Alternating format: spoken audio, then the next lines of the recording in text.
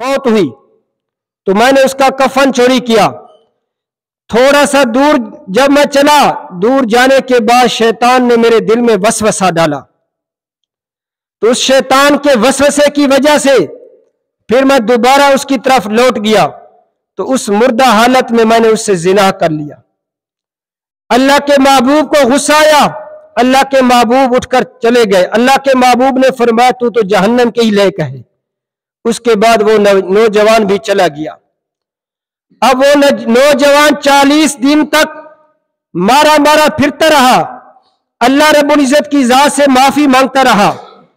आखिर एक दिन उसने अल्लाह रब्बुल इज्जत से दरखास्त की, या इलाहुल आलमीन आप मुझे माफ कर दे। अगर आप मुझे माफ नहीं करते, मेरे गुनाह को माफ नहीं करते, आप मेरे ऊपर आग भेजे आसमान से जो मुझे जला दे। अब उस नौजवान का ये कहना था, तो उसके बाद या ये कहा, या इलाहुल आलमीन आप मेरे ऊपर इतना कर दे, अगर आपने मेरी तौबा को कबूल कर लिया है तो हुजूर अलैहिस्सलातु वस्सलाम की जात के ऊपर और सहाबा इकराम को भी बता दें कि मैंने इस नौजवान के गुनाह को माफ कर दिया।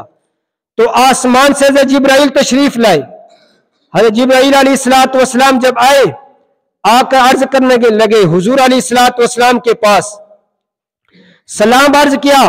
सलाम अर्ज करने के बाद हजरत जिब्राइल ने पूछा हुजूर अलैहिस्सलातु वस्सलाम से, या रसूल अल्लाह आपने लोगों को पैदा किया है? तो हुजूर अलैहिस्सलातु वस्सलाम ने फरमाया नहीं, मुझे भी और इन लोगों को भी अल्लाह की जात ने पैदा किया। तो फरमाने लगे, अल्लाह कह रहे क्या रिस्क आप इनको देते हैं? तो हुजूर अलैहिस्सलातु वस्सलाम ने फरमाया नहीं, मुझे भी और इन लोगों को भी रिस्क देने वाले अल्लाह की जात है।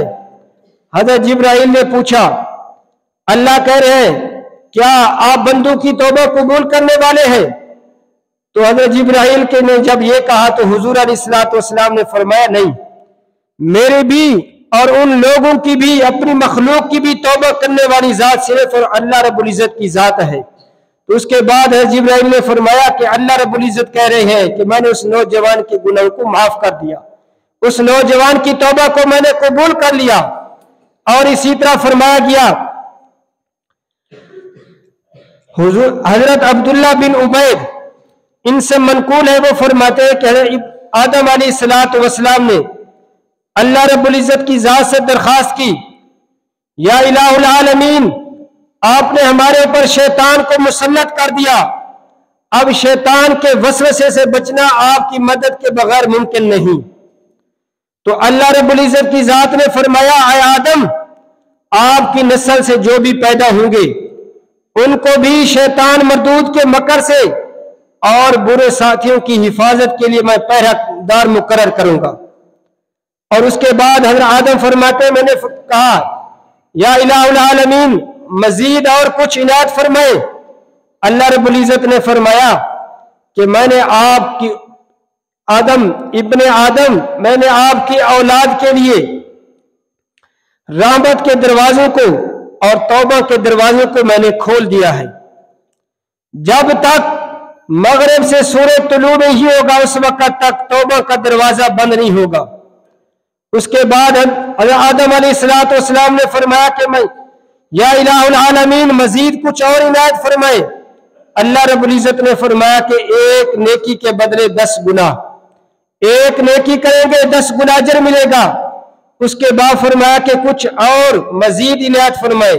तो अल्लाह रब्बुल इज्जत की जात ने फरमाया, कुल या इबादियल्लज़ीना असरफू अला अनफुसिहिम ला तक़नतू मिन रहमतिल्लाह इन्नल्लाह यग़फिरुज़्ज़ुनूब जमीआ इन्नहु हुवल गफूरुर रहीम।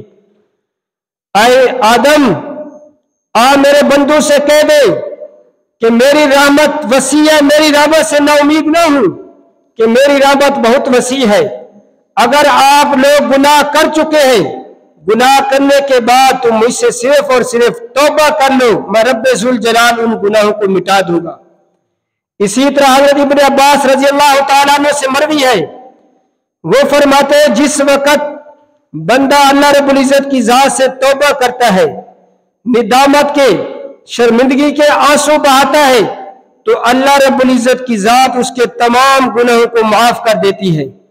حتیٰ کہ اللہ رب العزت ان کرامن کاتبین، یہ جو لکھنے والے فرشتے ہیں، ان کو بھی وہ گناہ بھلا دیتے ہیں، یہ بھی فرشتے وہ گناہ بھول جاتے ہیں